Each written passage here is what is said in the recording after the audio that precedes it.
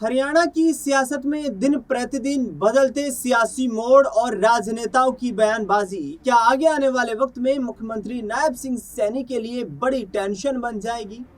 दरअसल बता दें आपको कि राव इंद्रजीत सिंह की डिनर डिप्लोमेसी के बाद लगातार चर्चा इस बात की हो रही है कि हरियाणा में राव इंद्रजीत सिंह क्या कुछ बड़ा फैसला करने का मूड बना चुके हैं। दरअसल बता दें आपको कि एक तरफ राव इंद्रजीत सिंह के ये जो तेवर हैं, इसको लेकर के भारतीय जनता पार्टी प्रदेश संगठन, प्रधानमंत्री नरेंद्र मोदी या यूं कहें कि केंद्रीय संगठन लगातार चिंतित है कि आखिरकार राव इंद्रजीत सिंह करना क्या चाहते हैं।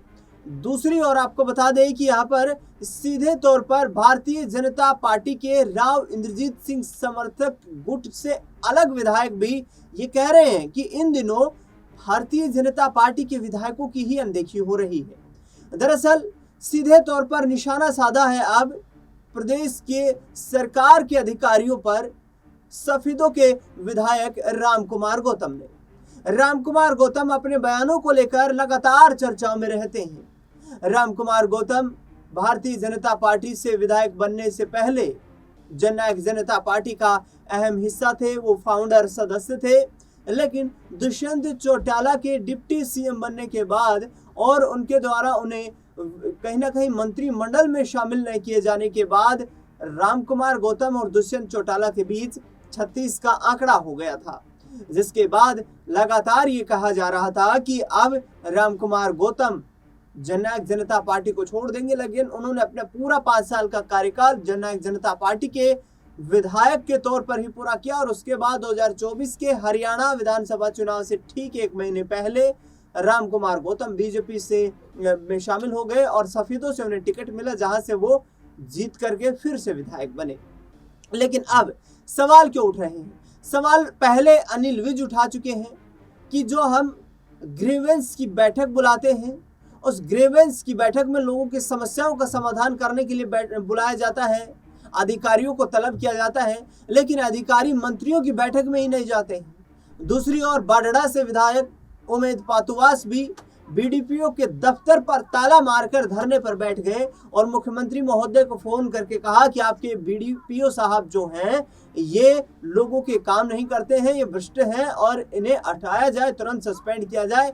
लेकिन उनके ट्रांसफर के आदेश जारी कर दिए जाते हैं। वहीं रामकुमार गौतम का भी कुछ यही कहना है। रामकुमार गौतम ने सीधे तौर पर कहा है कि मुख्यमंत्री नायब सिंह सैनी को अब सक्रिय होना पड़ेगा, सक्रिय होकर के हरियाणा को संभालना पड़ेगा, क्योंकि हरियाणा की जनता ने बड़ी आस उम्मीद के साथ उन्हें तीसरी बार भारतीय जनता पार्टी की सरकार को चुना है और नायब सिंह सैनी पर विश्वास जताया है। यदि नायब सिंह सैनी हरियाणा के लोगों की उम्मीदों पर खरा नहीं उतर पाए तो आगामी वक्त में मुश्किलें खड़ी हो सकती हैं। दरअसल बता दें आपको कि रामकुमार गौतम ने अधिकारियों पर निशाना साधते हुए कहा कि ये जो भ्रष्टाचार फैलाने वाले भ्रष्ट अधिकारी हैं, ये राज्य सरकार के लिए एक बड़ा खतरा है। राज्य सरकार को इन भ्रष्ट अधिकारियों के खिलाफ सख्ती से एक्शन लेना चाहिए और इन्हें कहीं ना कहीं उसका दंड भी देना चाहिए, जिसको लेकर के लगातार लोग इनकी कार्यशैली से परेशान हैं। आपको बता दें कि रामकुमार गौतम की इस बयानबाजी के बाद हरियाणा की राजनीति में फिर से सियासी हलचल बढ़ती हुई नजर आ रही है।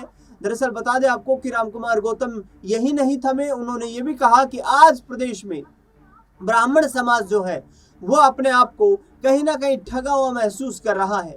उम्मीद जरूर यहाँ पर रामकुमार गौतम को है कि आगे आने वाले वक्त में कैबिनेट में विस्तार होगा और उन्हें कैबिनेट मंत्रालय का जिम्मा दिया जाएगा। लेकिन बिना कैबिनेट मंत्रालय की मांग किए रामकुमार गौतम सीधे तौर पर ये कह रहे हैं कि जो रणनीतियां प्रदेश सरकार की हैं और जिस तरीके से ब्राह्मण समुदाय के लोगों को जो उम्मीदें बीजेपी से थी, उन उम्मीदों पर अभी तक भारतीय जनता पार्टी खरी नहीं उतर पाई है।